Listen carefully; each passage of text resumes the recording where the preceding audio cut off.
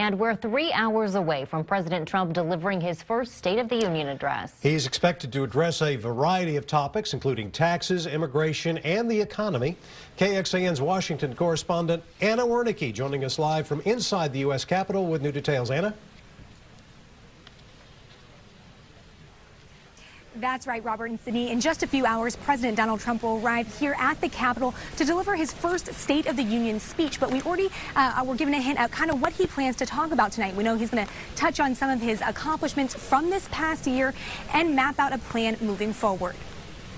It's a big speech, an important speech. When President Donald Trump addresses the nation tonight, he's expected to tout some of his biggest accomplishments. I think he's going to talk about the economic success of the first year of his administration. He's also going to lay out very serious plans for dealing with immigration. Mark Lauder served as an advisor to President Trump. He says the White House is still negotiating a potential deal to build a border wall in exchange for protecting nearly 700,000 people from deportation. I think he's going to talk about that as this is an opportunity for both sides to win. West Texas Republican Congressman Jody Arrington says this is the president's chance to make his case to Congress and the public. Talk about a deal.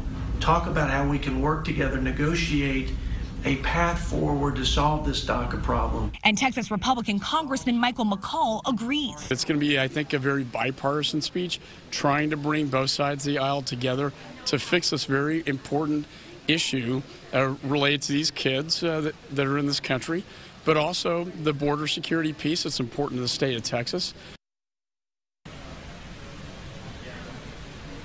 And while there certainly will be a lot of people here at the Capitol tonight, you may see some empty seats. That's because a few Democrats have said they plan to boycott the speech altogether. They say the president's rhetoric has been racist and divisive, and they're protesting that by not attending. Robert and Sydney.